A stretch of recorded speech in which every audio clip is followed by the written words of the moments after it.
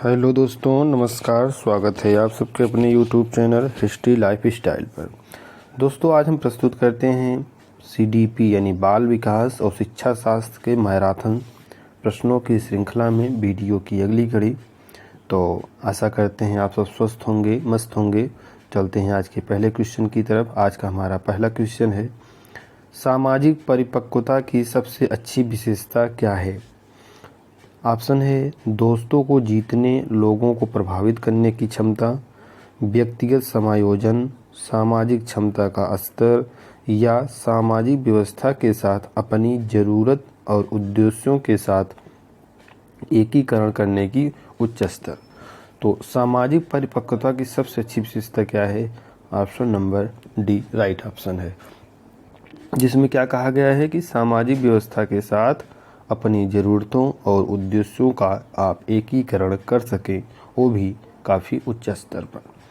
अब समझने वाली बात यह है कि सामाजिक परिपक्वता होता क्या है। देखिए, जब एक बच्चा जो कि अपने हर विकास के चरणों को अच्छी तरह से पूरा करता हुआ आगे डेवलप करता है, तो जब वह लगभग 3 से 4 वर्ष की उम्र बिताने के बाद अगले वर्ष में कदम रखता है, तो सामाजिक परिपक्वता में वह अपने समाज, परिवेश, आसपास के लोग, मित्र, विद्यालय, शिक्षक, इन सब के संपर्क में आता है। तो जब वह इन सब के संपर्क में आता है, यानी कहने का मतलब वो अपनी दुनिया से बाहर निकलकर बाहरी दुनिया से संपर्क स्थापित करता है, तो उसकी सामाजिक परिपक्वता कहलाती है, जो कि हर एक बच्चे के अंदर ये भावना विकसित होती है। तो उसमें क्या होता है, हर बच्चा अपनी ज़रूरत और अपने उद्देश्यों को एकीकरण करता है और उसी के अनुसार वह सामाजिक व्यवस्था के ढांचे में ढल जाता है। ओके फ्रेंड्स, हमारा अगला क्वेश्चन है, निम्नलिखित में से कौन सा यमार बच्चों के बारे में सही नहीं है? अच्छा क्वेश्चन है। ऑप्शन 1 है, उनमें सामान्यीकरण करने की क्षमता का अभाव होता है, उन्हें अमूर्तन में कठिनाई होती है, वे संचार क्षमता में कमज़ोर हैं, या वे कारण प्रभाव को समझ सकते हैं। तो इसमें से क्या है कि कौन सा सही नहीं है? Option number D right option है कि बच्चों के बारे में क्या नहीं सही है कि वे किसी के कारण या प्रभाव को समझ सकते हैं। ये गलत बात है। कैसे? जैसे मान लीजिए कोई छोटा बच्चा है और वो देख रहा है कि सामने कोई वस्तु रखी है, चाहे वह निर्जीव हो चाहे वह सजीव हो, तो वो क्या करता है, उस वस्तु के बारे में अपनी प्रतिक्रिया को व्यक्त करता है।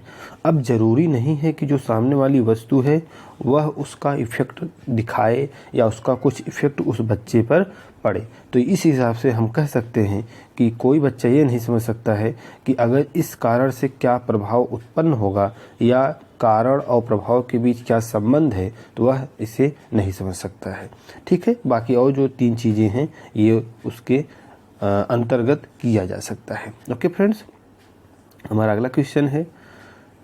अब देखिए, इसमें दिया भी है कि माइल्ड मेंटल रिडिक्शंस, मॉडरेट सर्वर डिफाउंडेशन। तो ये आपका आईक्यू रेंज माने क्या होता है? इंटेलिजेंस क्यूरी, यानी जो मानसिक इकाई होती है, क्षमता होती है, उसके बारे में डेवलप किया गया है। ठीक है, अगला क्वेश्चन है, उपलब्धि परीक्षणों का उद्देश्य यह नहीं है क्या जाने कि छात्रों ने क्या सीखा है, उन क्षेत्रों को जाने जहां शिक्षार्थी कमज़ोर है, शिक्षार्थी को तेज, कमज़ोर और औसत में बांटे, शैक्षिक लक्ष्यों की पूर्ति निश्चित किया जाए। तो उपलब्धि परीक्षण का उद्देश्य ये नहीं है कि शिक्षार्थी को तेज, औसत के रूप में ग्रेड करे, ये तो गलत है। अब देखिए, उपलब्धि परीक्षण क्या है, इसको भी हम समझेंगे। उपलब्धि परीक्षण माने होता है कि कोई बच्चा जो कि अपनी कक्षाओं को पूर्ण करता हुआ अग्रिम कक्षा की तरफ अग्रसर होता है, तो वह अपनी किस क्वालिटी, किस गुण या किस मानसिक योग्यता के बल पर वह अगली कक्षाओं में प्रोन्नति को प्राप्त कर रहा है, यह उसकी क्या कहलाती है? उपलब्धि परीक्षण। उपलब्धि परीक्षण से क्या होता है, कोई भी शिक्षक ये जान सकता है कि हमारे बच्चों ने, हमारे छात्रों ने अब तक कितना सीखा है, और अगर वे किसी क्षेत्र में कमज़ोर हैं, किसी सब्जेक्ट में कमज़ोर हैं, किसी पार्ट में कमज़ोर हैं, तो उसको भी बच्चा जान सकता है। और इससे क्या होता है कि आप या कोई अध्यापक उस शैक्षिक लक्ष्य को आसानी से पूरा कर सकता है। बाकी अगर आप उसके अनुसार तेज में, कमज़ोर में और औसत के रूप में एक वर्गीकरण कर दें तो ये गलत बात है। ठीक है फ्रेंड्स, दोस्तों अगर वीडियो पसंद आ रहा हो तो चैनल को सब्सक्राइब करिए, लाइक करिए और शेयर करिए।